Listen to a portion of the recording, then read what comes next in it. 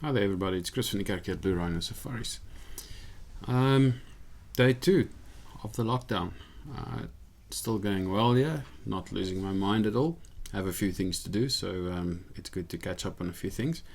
But I thought the panic buying that we saw yesterday in the shops, or in the last week in the shops, might have created a position where some people have a few too many perishable goods. And what you need to do is not throw it away. If you have things like vegetables, maybe pumpkin or butternut or something, as well as fruits, strawberries or peaches or papaya, the soft fruits, then you maybe actually want to put them out for the birds. Once they go just beyond that spot that most people in the house would eat it, and you realize that this is going to end up in the dustbin, why not build a little bird feeder? You can build a small bird feeder very easy with just a piece of cardboard box or something. Just strap it to a branch in a tree close by so that the dogs can't get to it. And then you just pack some fruit in that. The birds will come and they will eat. Various birds that you'll find in your garden if you do this. If you have a seed feeder, then fill up the seed feeder and you'll attract the seed birds as well. So in birds, they migrate for several reasons, and the birds at the moment are probably on their way back or back already up further north, and I'll chat about migration in another video. But there are still birds around that would happily take a bit of fruit if you put it out for them. So put that fruit out. Make sure that the birds can utilize it. And then after a few days, if it's dry and not edible anymore, you can throw it in the dustbin. There's nothing wrong with that. It's just fine to see which birds you can attract. And then you might see interesting birds that you otherwise wouldn't see. And here I have two birds that I have taken a picture of in my own garden. And see if you can identify them. If you're a birder, and if you're not a birder and you wonder what it is, then maybe tomorrow when I talk about migrations, we'll give you the answer to which two birds those were. So it's interesting to see what is actually available in your garden. It's normally early morning, late afternoon that the birds are specifically active. If you have water for them, if you have food for them, then you will see more of them in your garden. And if you keep feeding, you will see more and more birds returning for a little bit of food. So getting into birding is quite easy. You just go to the Kruger National Park when it's good rainy season and you see there's much less animals around because they're all in the bush, and you have to start looking at something else. So we normally would look at the geology, birds, the animals, and the trees. Then I'll also do a tree app and a tree identification video a little bit further in the 21 days. So birds is an easy thing to get into, and I started, this is probably 10 years ago, I started taking pictures of birds. And you'll see that not all the pictures are in focus, and that's fine, it doesn't matter. I'm not a photographer, I'm an enthusiast. So if it's out of focus, it's not an issue. Often the birds move so quickly that you don't actually have time to take a picture of them. So you just have a blurry picture, or a light is in the wrong place or something like that, and that's perfectly fine. You're trying to identify the bird so that you can learn more about the bird, and next time you see it you can identify it a little bit easier. And so you get into a position where you slowly learn the names of the different birds, and it's very easy to start with the birds in your garden.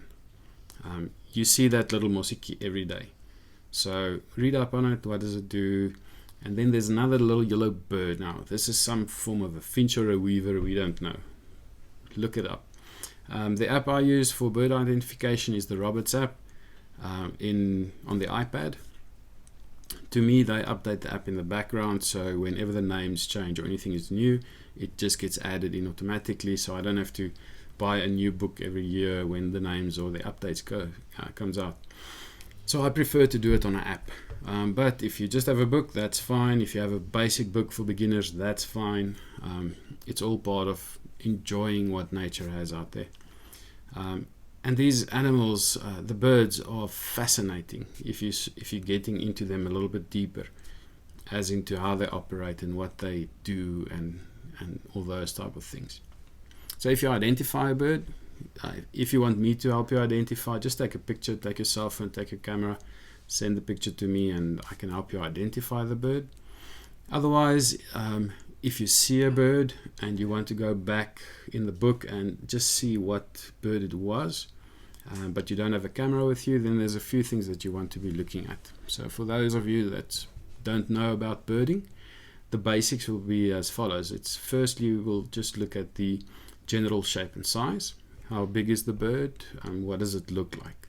Does it look like a water bird? Does it look like a raptor? Does it look like a little weaver, a seed eater, or an insect eater? And then you would look at the beak, like the shape of the beak, and the color. You would look at the eyes and the rings around the eyes. You'd look at the feet, the legs, what color. And if you get into raptors, does it have feathers all the way to the feet, or does the feathers stop above the knees? And those are the basic things that you look at. And then obviously the general colors. So most people would be attracted to a bird at first, and then they would see the color and they'd say, oh, this is a white bird. Lots of white birds around. So it's a white bird with a yellow beak, red around the eyes, red legs, and funny spots. And in that way you can ultimately identify a bird just based on that information.